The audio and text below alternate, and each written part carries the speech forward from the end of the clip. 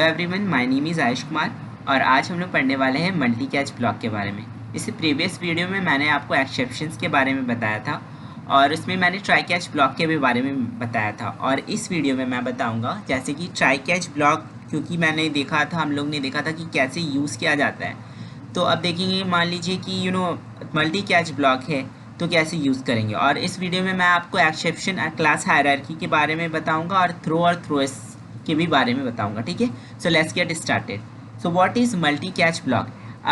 Try block can be followed by one और मोर catch block. अच्छा, ये तो रूल मैंने आपको पहले भी बोला था कि ट्राई ब्लॉक जो होता है वो एक से ज़्यादा ब्लॉक्स ले सकता है, लेकिन ऐसा नहीं हो सकता है कि कैच ब्लॉक ये मतलब एक है और ट्राई बहुत सारा है। कि कुछ ये ऐसा रूल्स मैंने आपको पिछले वीडियोस में बता चुका है। तो जिसे नहीं अगर क्लियर है उसके बारे में, तो I will suggest you that you should go through my previous videos first. Okay, now each catch block must contain a different exception handler.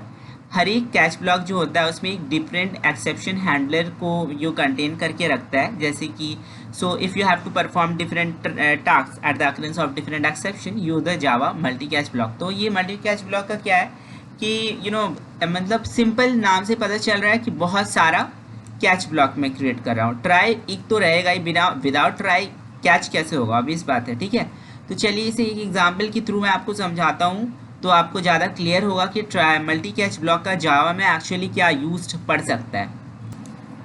So guys, मैंने ये मल्टी कैच ब्लॉक का एक एग्जांपल पहले से लिख के रखा है, वो है। ठीक है, तो चलिए इसे देखते हैं और समझने का कोशिश करते हैं।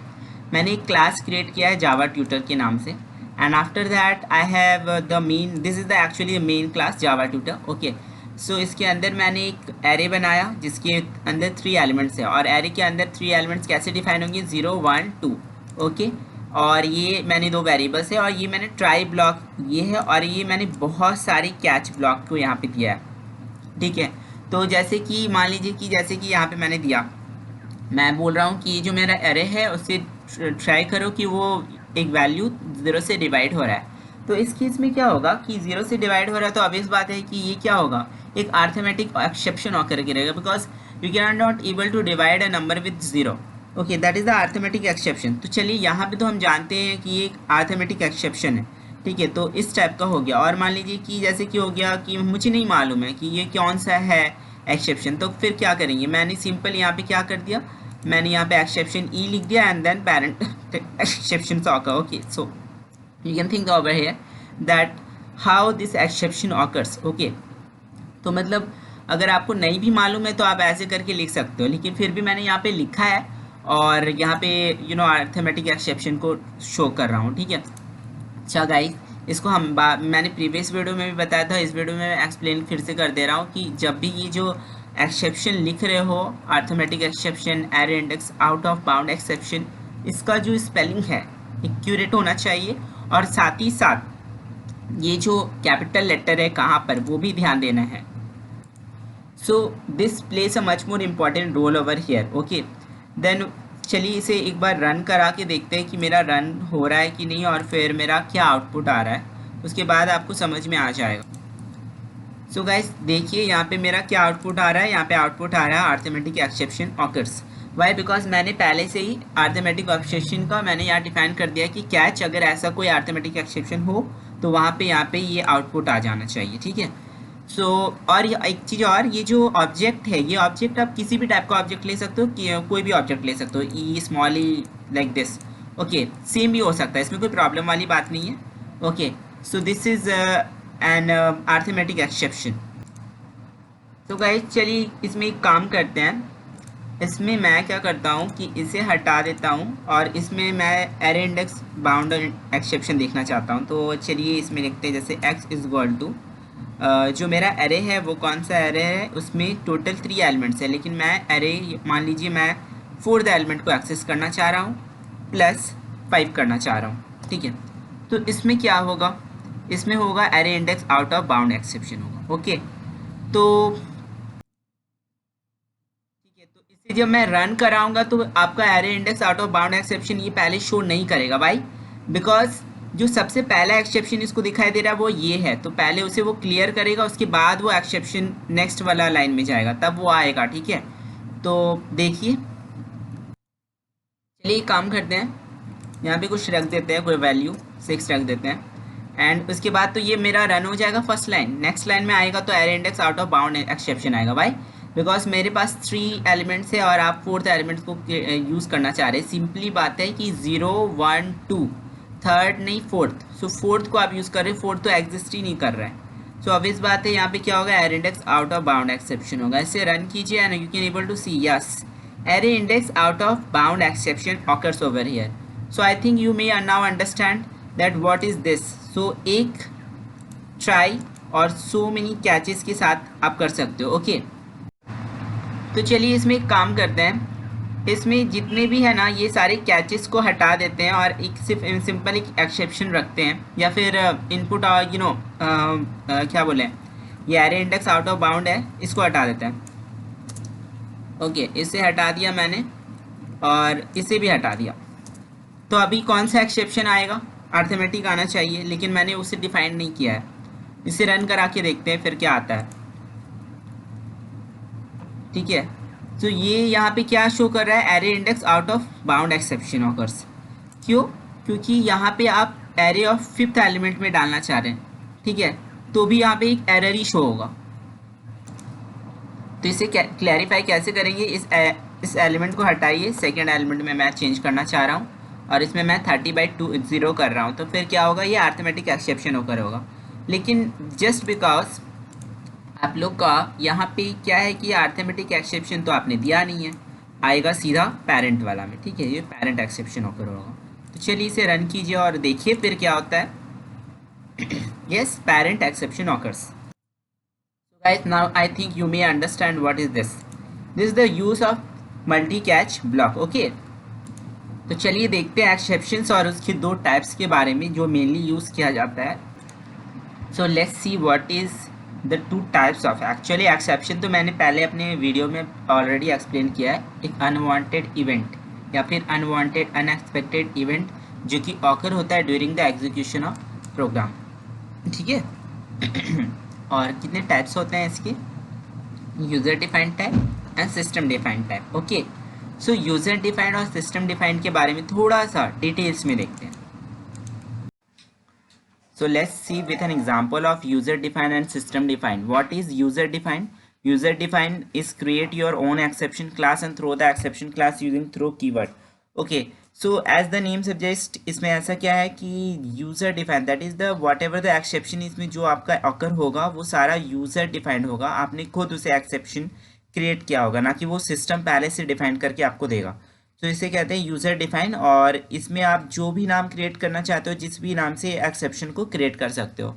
सिस्टम डिफाइंड में ऐसा है कि सिस्टम डिफाइंड जो पहले से ही सिस्टम ने अपना ऑलरेडी डिफाइन करके रख दिया है, that is the exception which are available in the Java libraries. ठीक है, वो एक्सेप्शन जो पहले से ही अवेलेबल है जावा लाइब्रेरीज में, उसे कहते हैं आपका सिस्टम डिफाइंड। इसमें अर्थमेटिक एक्सेप्शन हो गया, इनपुट आउटपुट एक्सेप्शन हो गया, there are so many other exceptions are also there. Okay, so these are the things.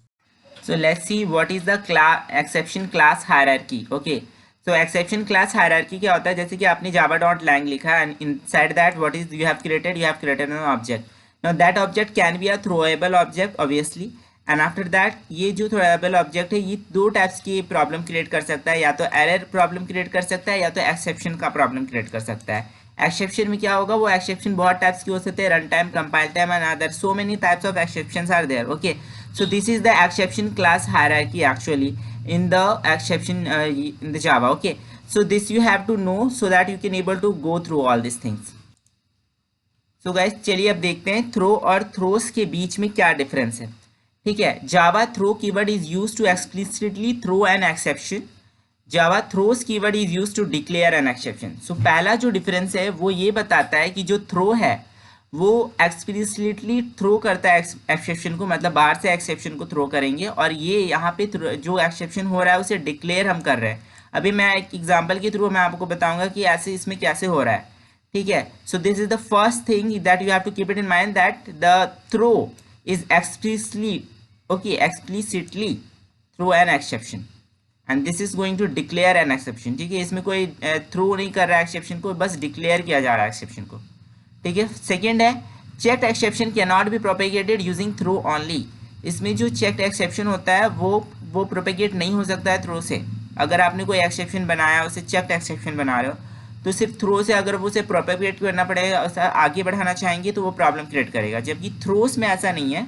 Throws एक टाइप का ऐसा एक्सेप्शन है जो कि प्रोपेगेट होता है with the throws. Check exception can be propagated with the throws. जो भी चेक एक्सेप्शन होता है वो प्रोपेगेट हो सकता है थ्रोस से, ठीक है। Throw is followed by an instance. Throw जो होता है वो एक इंस्टांस से फॉलो होता है, जबकि थ्रोस जो होता है वो फॉलोड होता है क्लास से, ठीक है। मतलब कि कोई इंस्टांस देते हैं और देखो there is a difference between class and instance. Okay, so what will happen that throw में क्या होगा कि आपका इंस्टांस एक होगा और वो थ्रो करेगा फॉलोड, एंड ये थ्रोस जो है वो फॉलोड बाय अ क्लास, ठीक है। तो throw is used within the method and throws is used with the method signature. Okay, so let's see with an example so that you can able to have a better understanding. Then again I will come through these points. Okay, so let's see, I have already written the program of throw. तो यहाँ पे आप देख सकते हो ये मेरा main class है, class a public static void main class है, ठीक है।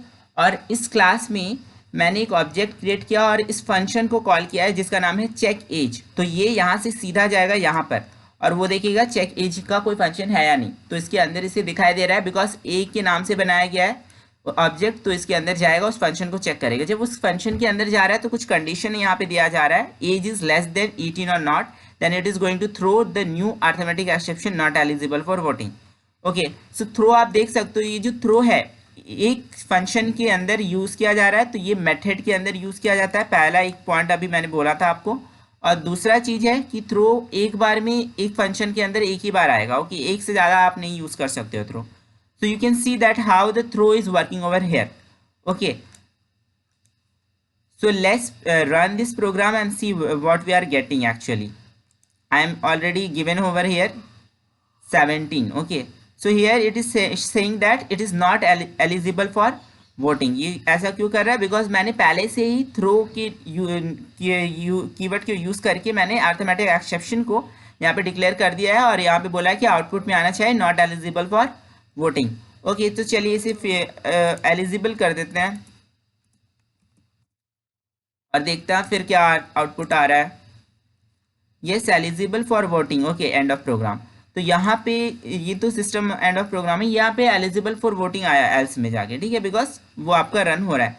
तो आप देख सकते हो कि थ्रो जो है एक मेथड के अंदर कैसे यूज किया जा रहा है और यहाँ पे मेथड को यहाँ पे कोई डिक्लेयर नहीं किया जा रहा है, यहाँ पे डिफाइन हम कर रहे हैं। देख सकते हो कि थ्रो के साथ ही हम उसके डिफाइन कर दे रहे हैं कि ये मेरा आउटपुट आना चाहिए। I am not declaring anything like throws. Okay, तो let's see an example of throws. तो what I have already written an example of throws और लेट्स सी कैसे। पब्लिक स्टैटिक वर्ड मेन मैंने बनाया, यहाँ पे मेन क्लास है, ये मेरा ऑब्जेक्ट बनाया और ऑब्जेक्ट के अंदर मैंने बोला कि ट्राई करो फिर कैच करो, ठीक है। तो ट्राई करने के दौरान मैंने एक फंक्शन को कॉल किया है डिवीजन 23,0। सो इसमें क्या होगा, ये जो पहला पैरामीटर है 23 ये ए में जाएगा और सेकंड पैरामीटर जो 0 है वो बी में जाएगा और ये यहाँ से सीधा यहाँ पे जाएगा और यहाँ पे देखिएगा यस यहाँ पर आपका है एक फंक्शन डिवीजन, उसके अंदर 2 पैरामीटर्स दिया गया और इसी के साथ यहाँ पे अरिथमेटिक एक्सेप्शन जो है थ्रोस कीवर्ड की मदद से डिक्लेयर हो गया। तो आप देख सकते हो कि मैंने यहाँ डिक्लेयर किया ना कि कुछ अंदर में डिफाइन नहीं करने गया है मैंने इस अरिथमेटिक एक्सेप्शन को, ठीक है। और उसके बाद फिर जाके उसके अंदर जो ऑपरेशन है वो ऑपरेशन होगा और अगर कुछ प्रॉब्लम हुआ तो वहाँ पे क्या होगा, ये थ्रोस है, अगर इसके बीच इसके दौरान इस प्रोग्राम के दौरान कुछ गड़बड़ हो गया, दैट इज यहाँ पे क्या हो रहा है 23/0 होगा, t इज इक्वल टू 23/0। ना यहाँ पे जब रिटर्न होगा t तो ये तो रिटर्न हो ही नहीं पाएगा बिकॉज 23/0 0 से तो डिवाइड हो नहीं सकता है ना, तो ये सीधा जाएगा थ्रोस कीवर्ड के पास। थ्रोस कीवर्ड के पास आ रहा है अरिथमेटिक एक्सेप्शन, यहाँ आया अरिथमेटिक एक्सेप्शन, तो यहाँ से वो क्या करेगा, चलो यहाँ से जाओ और यहाँ से इधर आ जाओ, क्योंकि यहाँ पे कैच में अरिथमेटिक एक्सेप्शन मैंने पहले से डिफाइन कर दिया है। तो ये दिखाएगा you shouldn't divide number by 0। Now you can think that how the throw and throws what is the difference, because throw के साथ ही मैंने क्या किया था, डिफाइन कर दिया था। यहाँ पे थ्रो के साथ मैंने डिफाइन नहीं किया, मैंने बस नाम डिक्लेयर कर दिया है, इससे ज़्यादा कुछ भी नहीं किया है, ठीक है। दूसरा चीज़ आपको ध्यान देना है यहाँ पे कि जैसे कि थ्रोस और वो थ्रो में क्या था कि वो एक फंक्शन के अंदर या मेथड के अंदर हो रहा था, जबकि यहाँ पे जो थ्रो है ये जो थ्रो है आप देख सकते हो ये सीधा एक क्लास के अंदर मैं डिफाइन कर रहा हूँ या सॉरी डिक्लेयर कर रहा हूँ इसके थ्रू के, ठीक है। तो आप देख सकते हो कि थ्रोज में था एक फंक्शन या मेथड के अंदर थ्रो जो होता है एस, जहाँ एस लग गया थ्रोज, वो आपका जा रहा है यहाँ क्लास के अंदर। बिकॉज देखिए यहाँ पे ये जो थ्रोस है ये सीधा मेथड सिग्नेचर जो है इसी के साथ ही यूज़ किया गया है ये, ठीक है। ये अलग से मैंने मेथड के अंदर नहीं डिफाइन किया, मेथड का तो स्टार्टिंग यहाँ से हुआ है, ठीक है। लेकिन ये क्या है, ये मेथड सिग्नेचर के साथ ही यूज़ हो गया है थ्रोस, जबकि थ्रो जो है वो नहीं होता था, समझ गया। तो ये देखिए ये बेसिक डिफरेंस आपको यहाँ पता चल रहा होगा। So let's run this program and see what we are going to get the output. Obviously we are going to get you shouldn't divide number by 0. So this is of course okay. So guys, let's see again what is the difference between these two. Already I have given to an example like that. Okay, let's see. Java throw keyword is used to explicitly throw an exception. मतलब एक explicitly आप define करोगे और ये declare करोगे। साथ ही साथ कैसे declare करोगे, ये जो होता है ये मेथड सिग्नेचर के साथ ही डिक्लेयर हो जाता है, जबकि ये मेथड के अंदर डिक्लेयर होता है, ठीक है। इसे इसलिए मेथड क्या इंस्टांस सिंपल, और ये throws followed by the class होता है, ठीक है। और यहाँ पे अभी हमने देखा कि checked exception can not be propagated using throw only, and this is the using the propagator, okay. And the main important thing is you can not throw multiple exception. एक बार में बहुत सारे थ्रो कीवर्ड का use करके multiple exception नहीं throw कर सकते हैं, जबकि थ्रोस कीवर्ड की मदद से आप मल्टीपल एक्सेप्शन थ्रो कर सकते हैं। कैसे, जैसे सी गाइस ये तरीका है मल्टीपल एक्सेप्शन थ्रो करने का, ठीक है। जैसे थ्रोस मैंने लिखा arithmetic exception comma IO exception, मुझे नहीं मालूम है कि कौन सा एक्सेप्शन हो सकता है यहाँ पे, तो मैंने एक से ज़्यादा एक्सेप्शन ये दे सकता हूँ। तो ये थ्रोस कीवर्ड की मदद से ही ये संभव हो सकता है कि आप एक से ज़्यादा एक्सेप्शन एक बार में ले सको, ठीक है। तो ये बहुत बड़ा बेनिफिट हो रहा है, ठीक है। So this is all the difference between the 5 difference between the throw and the throws keyword, and already I have told you about you the multi catch block, okay guys, आज के लिए बस इतना ही, ठीक है। अपने नेक्स्ट वीडियो में मैं आपको बताऊंगा थोड़ा और एप्लेट के बारे में, ओके। सो एप्लेट और the life cycle of applet उसके बारे में बताऊंगा। इस वीडियो का PDF नोट मैं अपनी डिस्क्रिप्शन लिंक में दे दूंगा। So guys please like subscribe and share my channel, and please don't forget to press the bell icon. So be happy, be healthy, good bye.